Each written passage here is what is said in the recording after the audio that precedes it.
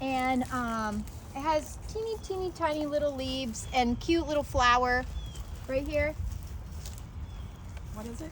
This is skullcap. Oh, that's skullcap. So we're not going to talk about skullcap this weekend, except for in passing. And look.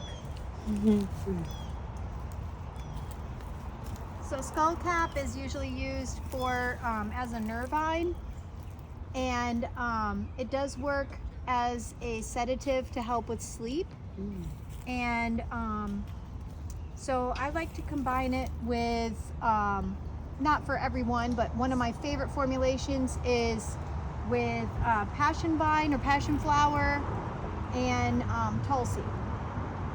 And that trio of herbs helped me out. I took that trio for a very long time, every single night without fail, and it really it's helped to reset my nervous system. So it was really amazing. Passion flower and tulsi. Huh? Reset your nervous system is one of them, an adaptogen. You could use it as an adaptogen. Yep. For stress. Yeah. Help your body respond to stress. Tulsi's one of my favorites. Okay. No, I do have that. So that's what Tulsi is. This one is skullcap. Yes. I knew that was holy basil. This one right here. Yeah. With the little purple flower. It's these crazy herb words. They just wait till we talk about Bacopa and go to cola. All right, so we're gonna head over here. Skullcap. So, skullcap, tulsi. Passion flower. Yep, you got it. Is that a hot or cold motion? That would be cool. Yeah, and dry. And dry. Although the tulsi also has a warming aspect, so it's kind of both. So, Sita, did he show that to you yesterday? Oh, so he talked about Sita yesterday, right? Yes. So, it was the herb that I believe he left off on at the end of the day. Oh. So this is Sita. This is not there's 3 species of Sita that grows in Florida. There's rhombifolia, cordifolia, and I can't remember the third one. So, and I don't know which one is which. I just know that there's 3. I want to say this one might be the cordifolia or the rhombifolia, but I'm not for sure. So thinking about Sita cordifolia, cord, do you hear that word cord in there? Because this is a cord plant for cordage. So this with bidens are plants that if you didn't want to use them for inside, you could use them for survival to make literal textiles. So but I can't remember which seed is which. Sorry about that. Also, there's some seeds in my hand that just came off if anybody wants them. Or I can just Plant them. So this dry stuff on here is the seeds. And is that the flower that dried up? Yep. Okay. So, Sita is good for, well, first of all, it's in the Malvaceae family. Malvaceae is the marshmallow family. Exactly. And the flowers actually look a lot alike. So, marshmallow root has the flowers that look like hibiscus, right? Because they're also in the marshmallow family. And so their flowers are all, they're different sizes, different colors, but they have the same pattern. Where the petal, each petal lays on top of the one before in that circular shape. And so if you look here, you'll have to get up close because these are not open to see it. There's one right here that's open. Down here? Yes, right here. And so I'm going to pass this around. So just pass this around and you can see how the flower petals are almost like whorled. And one lays on top of the one before. Here, I'll just pass this around. And so what this is good for, because it's in the marshmallow family, the Malvaceae family, it has moistening properties. So Sita is moistening. Now what I want you to do, that I've totally ruined my whole thing that I was just going to go in on and do. It just gave the whole thing away. But anyway, I want you to each grab one of the leaves. And when you look at the leaf, it looks very nondescript, small, not really, you know, much of anything. And would you say, even though I just told you the answer, would you say that this looks more moist or more drying? Just by looking at it. What makes you say that? Those little hairs on it. Okay, the hairs. It's bright. It's bright, yeah, vibrant. But normally this plant looks very nondescript and dry and really looks like you wouldn't do it much with it at all, you know, and except for just step over it maybe. But I implore all of you, even if you don't take it from this one, maybe this one is fresh. I'll pull this one up. And just pass this around and take a leaf and put it in your mouth. If you want to. You don't have to. But I want you to see what it feels like.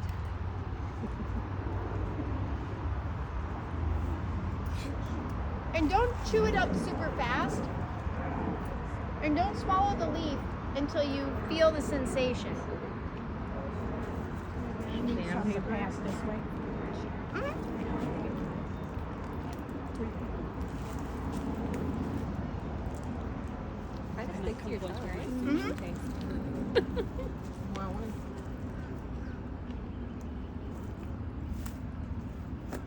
So wait, would it do the same thing as the one that goes in with all the hairs and like the Mullein. Yeah. But what this does that's different, so you just have the leaf, it's very mucilaginous, right? Moistening. Definitely not drying. A little bitter. Anything else? It has sharp edges, Mm-hmm. right? Yeah. Feel them when you're Oh, cutting. yeah. So that can help with like collecting, right? And then the root has the most. And remember how he was talking about the epinephrine yesterday? So the root contains the most of the epinephrine in this plant, which is helps expand the respiratory system for more. Yes, and expansion, so you can have a better breath. So that's what this plant does, is helps open the airways with using the root, and then the leaves and flowers are good for antimicrobial, moistening, so it'd be good for digestion, lungs, mouth, any of the tissues. In raw or yep, exactly. Totally. All right, so that's Cedar. It's an important plant for Florida because it grows here. And in Ayurvedic medicine, this is considered tri-doshik, which means all the doshas, which is pretty incredible. We have... Is that one a different type of cedar, or is it a different? This is family Damiana. altogether? Damiana? Damiana. Yeah, so this is Damiana. Damiana, you may know as a plant that helps with libido. And so this is the Florida version of Damiana. How do you spell it? Damiana. And so it's not the herb of commerce Damiana, but it grows very well here, and you can use it similarly than you would the herb of commerce Damiana. Flowers, leaves are all fine. You can use them raw in salads or in soups or as tea or tincture.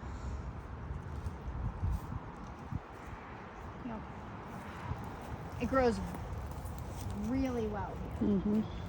That's growing all over my yard. Well, you know Biden's, right? He showed you Biden's? Okay. Let's go over this way. And if you see a plant, I may not know it because I don't know all the plants in this garden. But if you see a plant and you want to know what it is, just tell me. Which one? Citronella. That's the Citronella. No, this is Chinese motherwort. So it's used It similarly. looks a lot like some. Yeah, I was wondering about that. So it works the same as Western motherwort with the heart muscles, and as well as helping the energetic liver be less constrained and more. What does it do to the heart muscles? Builds the heart muscles, makes them more tonified. What's the name of it again? Motherwort. I'm sorry, I couldn't hear you. What did you say? This is called motherwort. And it's good for, what did you say? That tropical save. The energetic heart for strengthening the energetic heart, and then the energetic liver, it allows for, it relaxes the energetic liver enough to allow for free flow of chi. Or energy, I mean. Didn't he talk to you about Florida Betony? Mm-hmm. Yes. Okay. Which I hope we have enough Florida Betony.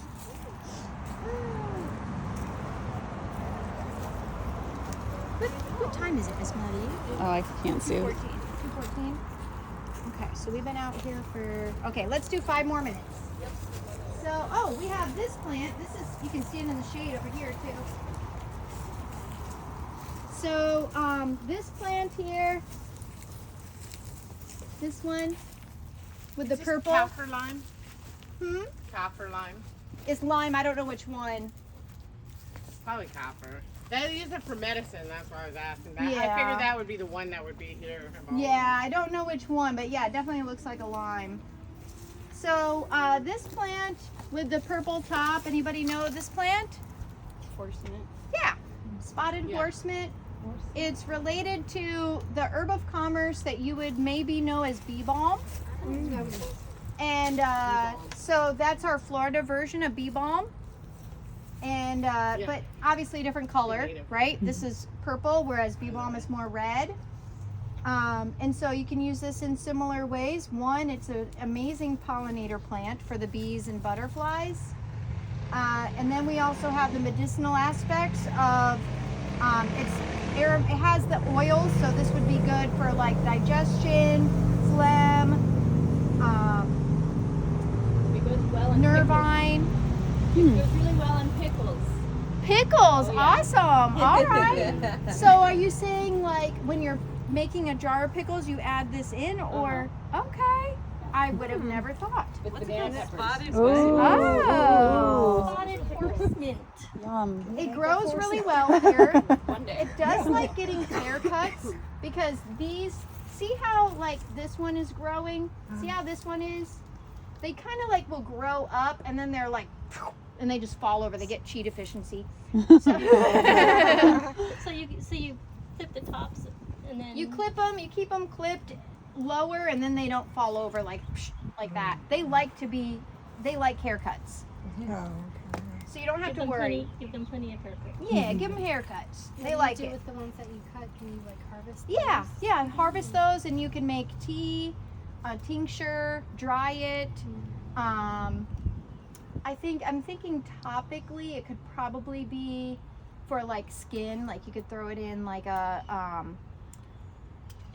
something that would be like for cooling or for a scrapes, like something like that.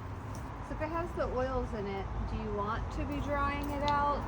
Like, will it still be okay if It'll, you put it yeah, in the oils are okay being dried because in fact sometimes it'll actually make it more potent having the plant dried rather than fresh, Okay. because you get all that extra water released. Yeah, this is a fun one to plant here, and it's a Florida native. Horsemint. Yep. So that's one of my favorites. So now we can come on over here. It's on a big flower show in the fall. Yeah, it's really so gorgeous. Showstopper. It really is a showstopper.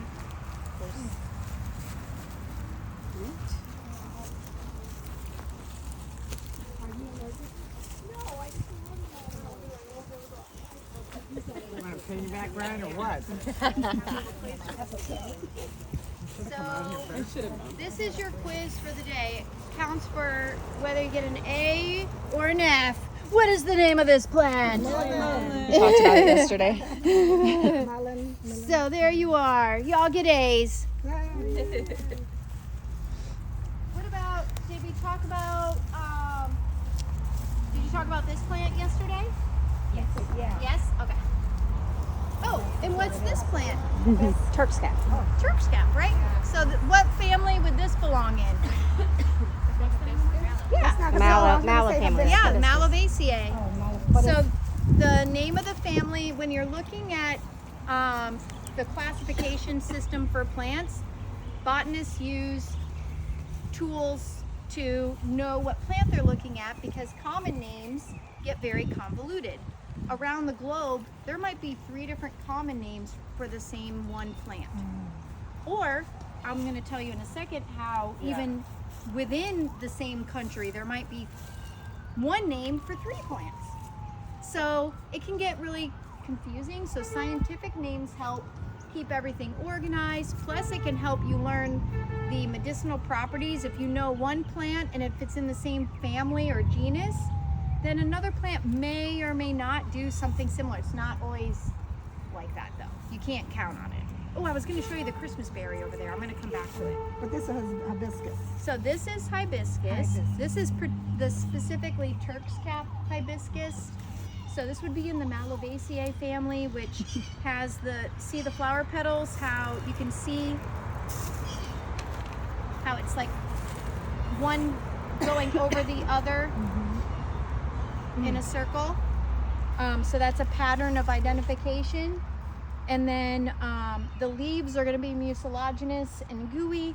And then what people use mostly is the calyx here. With this particular species, the calyx isn't that, it's not like the Roselle hibiscus where there's a lot of flavor and mucilage. This one there isn't as much. Now, what are you calling the word that you just said? Calyx. Calyx. The That's whole flower with the green? The Or just part, the green? yeah, the part down here. Just the bottom part. Okay.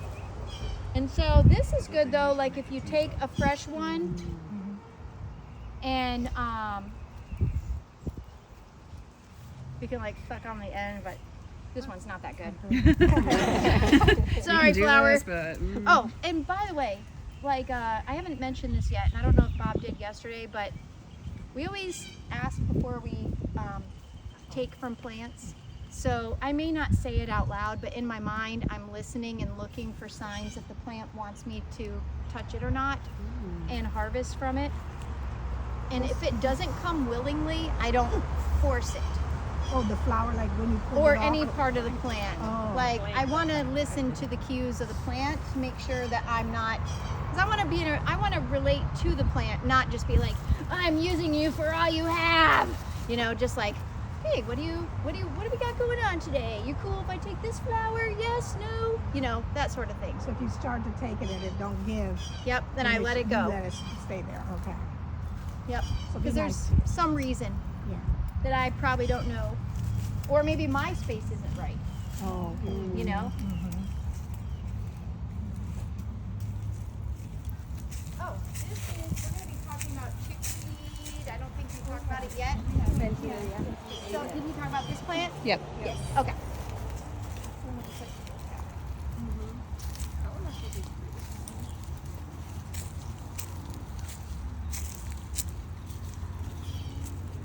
Plantain. So we're not going to talk about this plant today, but I just wanted to point it out because it's one of my favorite plants.